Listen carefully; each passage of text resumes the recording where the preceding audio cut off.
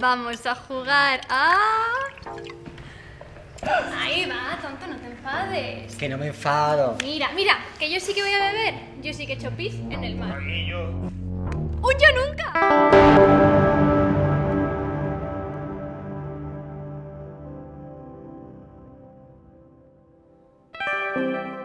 Pues mira, nosotros queríamos hacer un proyecto que fuese como compañía. Queríamos hacer un proyecto que fuese nuestro, que fuese personal, que hablase de un tema que nos interesase a nosotras, que naciese de dentro, ¿no? Y un día nos juntamos en la terraza de los 100 montaditos de ahí, de Oriente, ¿no? De la Plaza de Oriente. Sí. Y empezamos a hablar y a debatir sobre qué nos movía en ese momento y qué nos pasaba en nuestras vidas. Hacía muy poquito, era el verano de 2018, entonces acababa de pasar el caso de la víctima de la manada, de la violación de San Fermines, y teníamos claro que no lo podíamos dejar pasar y que teníamos que hablar de ello.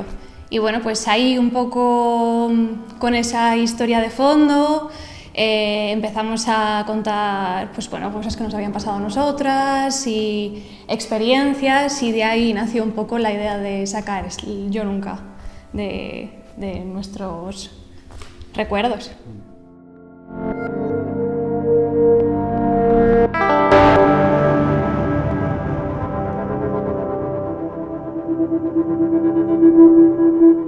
Yo creo que porque estamos en un momento en el que tenemos cosas que contar.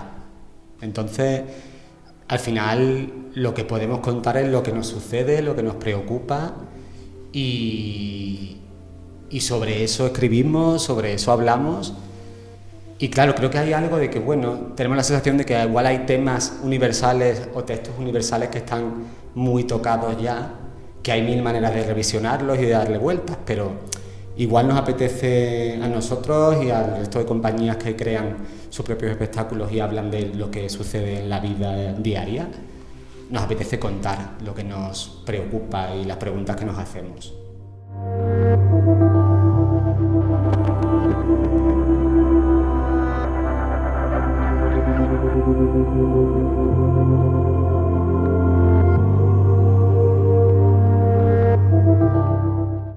Es una buena pregunta.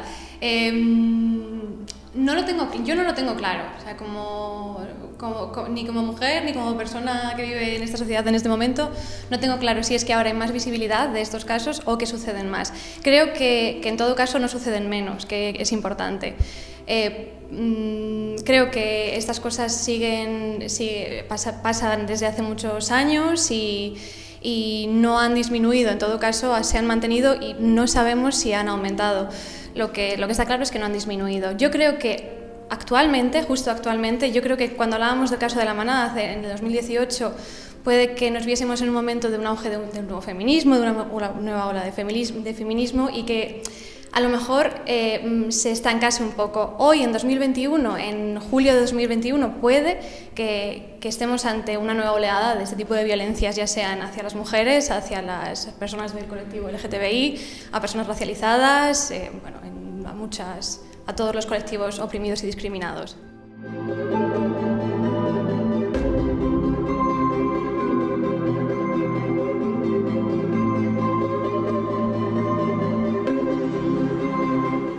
Yo creo que principalmente una de las bases es hablar, comunicar, no censurar temas que a los adolescentes que les preocupa, y es como, de esto no se puede hablar, que eso no se escuche más, porque es como, si a mí me preocupa, ¿por qué no puedo hablarlo, no?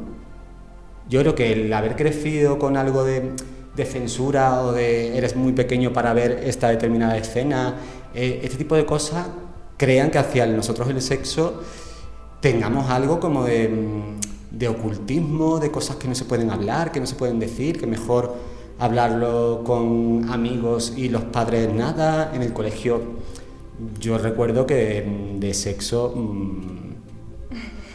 poco o nada. O nada. Biología y los que no íbamos a religión, que dábamos otras asignaturas, y de vez en cuando yo creo que sí había algo, pero no era nada sobre los sentimientos, sobre cómo tratar a la persona que tienes al lado, de eso nada. Si acaso, pues bueno, cómo se produce, algo más allá de Sí, la higiene de la sexual. abeja, de no sé cuánto, pero poco más. Entonces yo creo que es eso, poder hablar y poder comunicar.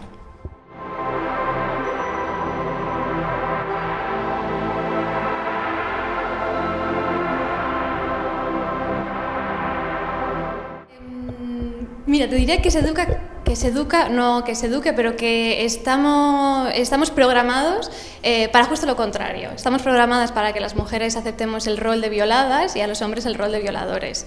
Es decir, nos preparan para estar alerta, a las mujeres, en este caso, nos preparan para estar alerta ante cualquier agresión sexual y tratarla como normalizada, como es lo que tiene que pasar. Es muy curioso, o sea, es muy curioso este tema porque cada vez son más las amigas que a raíz de que hemos escrito esta obra y de que yo me atreví a contar mi testimonio en un escenario, me han dicho, es que a mí también me ha pasado lo que has dicho, yo tampoco he sido consciente, es decir, yo tuve una relación de este tipo con mi pareja y creí que era lo normal. Entonces, todavía hay un rol que se perpetúa dentro de las mujeres en el que normalizamos las agresiones sexuales, en el que la violencia sexual para nosotras es algo normal, porque es algo con lo que hemos vivido, lo que nos enseñan las películas, lo que nos enseña la pornografía, todas las clases de relaciones interpersonales que tenemos. Pero lo más importante de todo es que sobre todo se educa a los chicos también en ese rol, en el rol en el rol agresivo, en el rol del violador, ¿no? En el tiene que ser el hombre fuerte, el hombre que esté por encima, que sea dominante, que no se deje el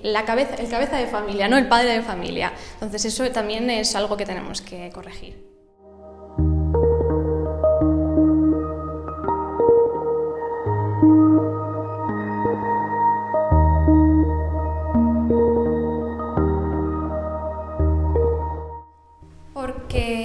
Dale.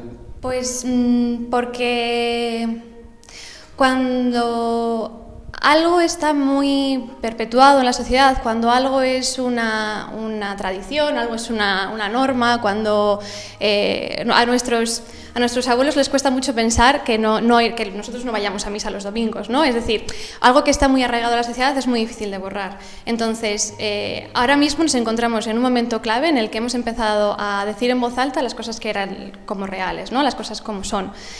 Hasta que esto sea algo intrínseco, hasta que eso sea algo aprendido por las mujeres, el que no tienen por qué aguantar este tipo de violencia sexual, van a pasar muchos años. Ahora, incluso una vez admitido, puede que sigas cometiendo este tipo de situaciones o puedes que sigas tolerando este tipo de situaciones. Entonces, yo creo que para borrar una costumbre como es hoy en día la violencia sexual, tiene que pasar todavía mucho tiempo y mucha educación, sobre todo muchísima educación por medio.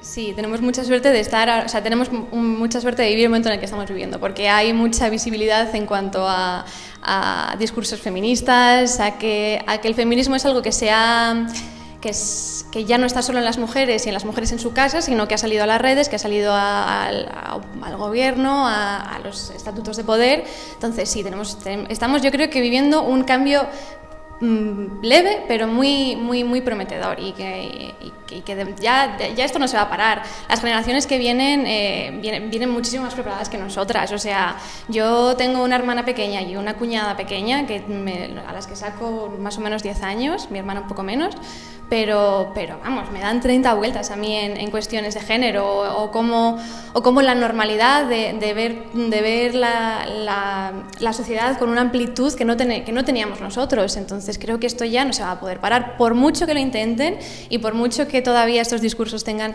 muchísima visibilidad. El influencer que comentabas tiene 57.000 seguidores, o sea, tiene un montón de seguidores que aceptan su discurso, pero otro que se llama Roma Gallardo, muchos influencers que mantienen un discurso machista, que mantienen un discurso antiguo y casposo y que todavía tienen mucha visibilidad. Pero yo creo que se agarren porque tienen los días contados. Ya está, ya se acabó, está pasadísimo de moda.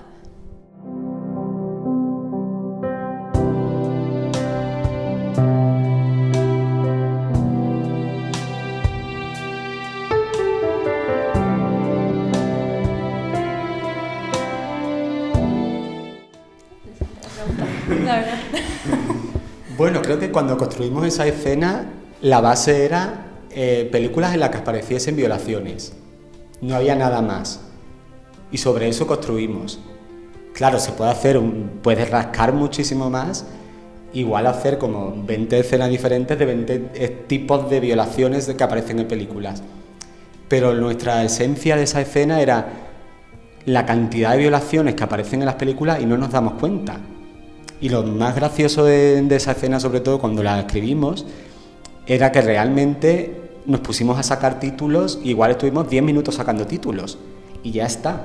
Si hubiésemos rascado muchísimo más, la cantidad de películas que no conocemos, la cantidad de películas que no nos paramos a pensar si tenían o no, y las que nos dejamos en el tintero, ¿no? Claro.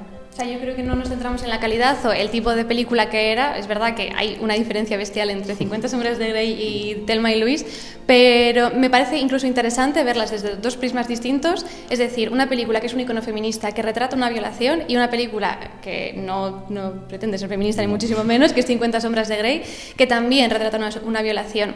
Creo que es muy importante que dejemos de decir a las mujeres que van a ser violadas y que pueden ser violadas y que les puede pasar esto. O sea, porque entonces es cuando lo que yo decía de perpetuar el rol de la mujer de violada se construye en el imaginario de una chica, entonces lo veo como normal.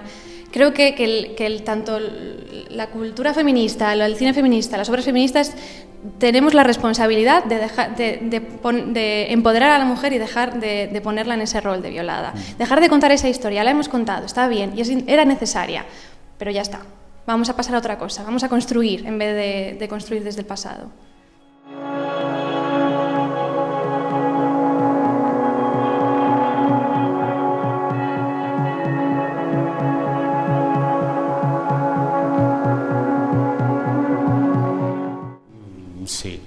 Sí, totalmente. De hecho, incluso siendo homosexual también, hay un punto en el que tenemos que cumplir una serie de normas o una serie de cosas que parece que tenemos impuestas, y cuesta romper con eso.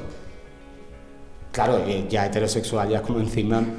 Creo que hay gente que ni se plantea, no se hace esa pregunta de si puedo o no puedo llorar, está bien o no está bien llorar, o me tengo que comportar en la cama de una determinada forma, o puedo mostrar mis fragilidades.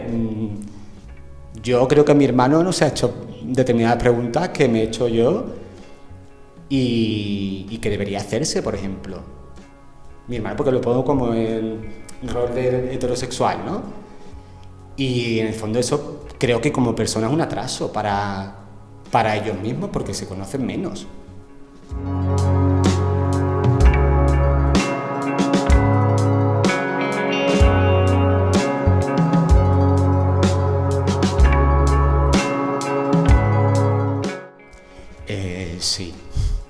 Sí, además yo personalmente tengo como ese dilema también y que a veces me lo pregunto, de por qué creo que el activo es más hombre que el pasivo.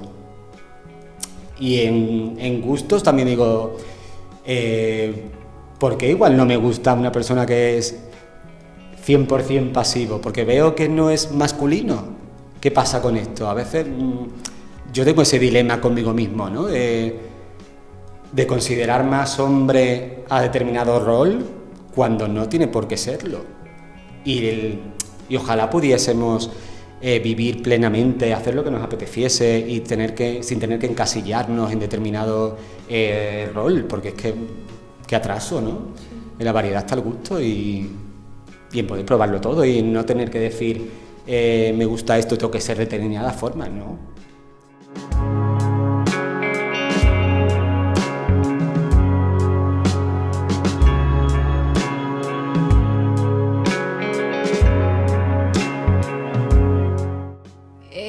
Creo que actualmente somos una parte de la sociedad que está muy discriminada, muy oprimida, tanto el colectivo LGTBI como las mujeres, por ejemplo, que estamos demandando continuamente que nos escuchen, que se nos haga caso, que ya no somos invisibles, que la posición cómoda en la que estábamos se acabó, o sea, ya está, acabábamos los homosexuales, ¿no? O las personas LGTBI tenían como una cierta estabilidad, muy entre comillas, después de mira, voy a parecer una abuela, ¿no? Después de la dictadura franquista parece que, bueno, tenían un resurgir, que estaban estables, las mujeres ya votaban, ¿no? Ok, ya está.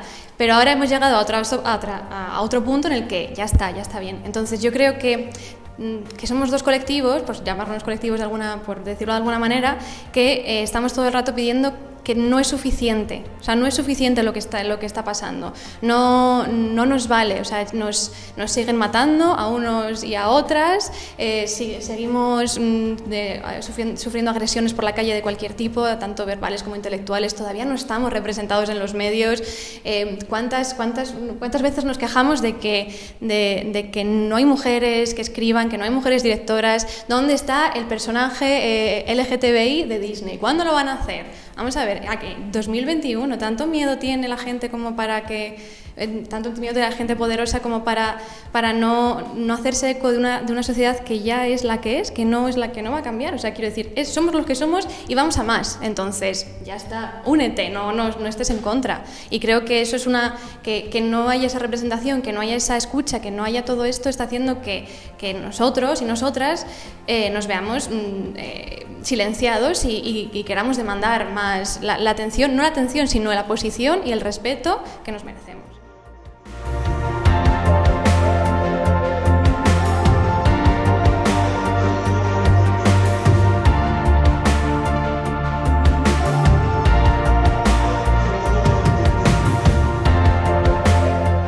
A ver, es que a mí me parece obvio, yo es que lo que no sé es cómo se duda.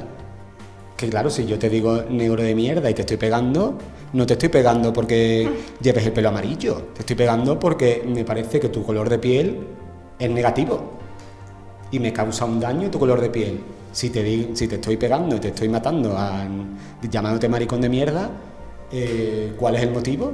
Es que me da igual que seas maricón, que no seas maricón, me da igual si Samuel lo era o Samuel no lo era. Lo mataron llamándole maricón, era el motivo, no hay otro. Entonces, que la justicia no lo vea, pues creo que tiene que revisarse algo ahí, no es normal eso.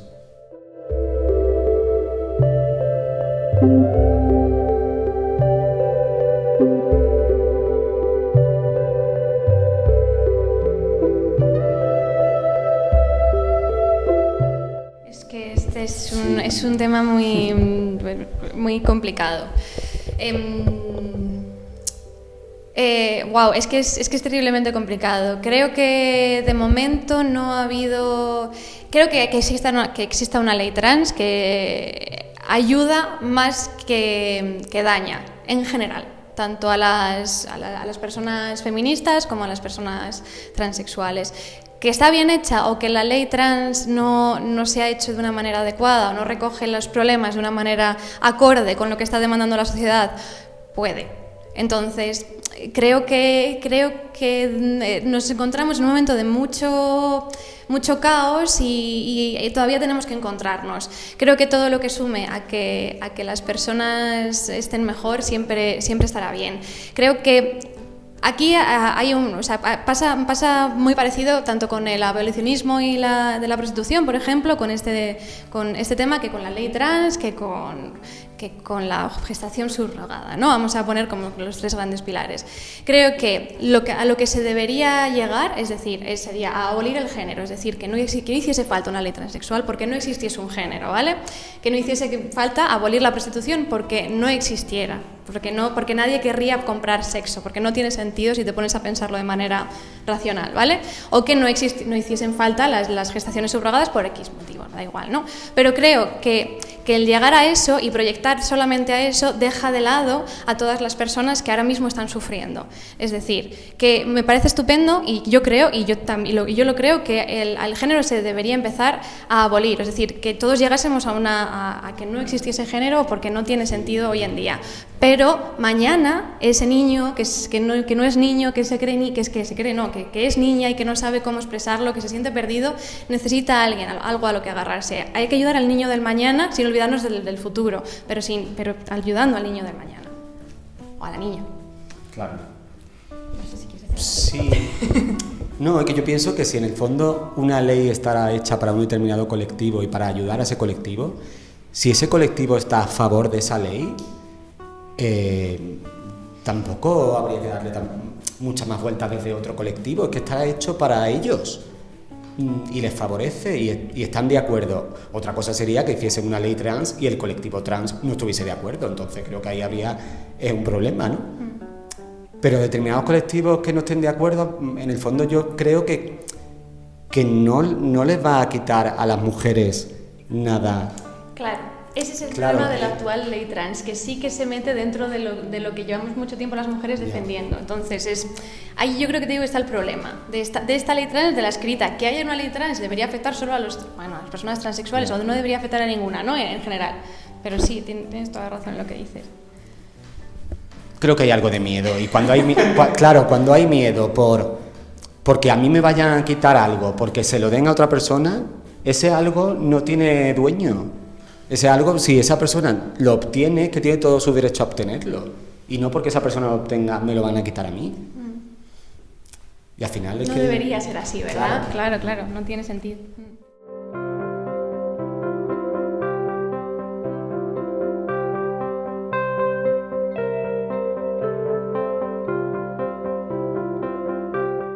Que nosotros la vivimos en primerísima persona. Creo que no hay mejor manera de transmitir unos ideales o de transmitir una idea o un mensaje que contándolo desde el corazón, y va a quedar muy naif, ¿no? En plan, bueno, pero es verdad, si lo cuentas desde lo más profundo de tu ser, al final va a llegar. Yo creo que hay un ejercicio de transparencia a la hora de contar este tipo de mensajes. A mí me pasa en la parte final de la obra, ¿no? En mi monólogo final, en el que yo tengo que volverme totalmente transparente para que ese mensaje, para poder transmitir ese mensaje, aunque sea un hecho real, aunque sea algo verídico que a mí me haya pasado, creo que en general todos tenemos que hacer un ejercicio de transparencia, de vulnerabilidad, de querer llegar desde las entrañas a ti, porque si no, no va a haber manera de empatizar. Entonces yo creo que al final es desde ese momento de desnudarse. Sí, creo que en la esencia de cómo empezó esta obra está eso.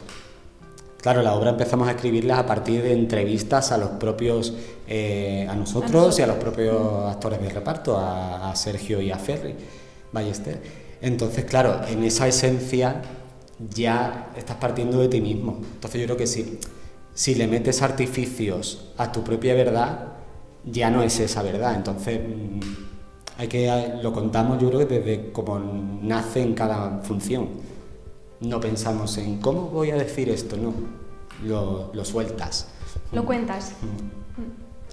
Pues un saludo enorme a Cinema Gavia, que ha sido un placer estar aquí en el Teatro Lara con vosotros, compartiendo este ratito.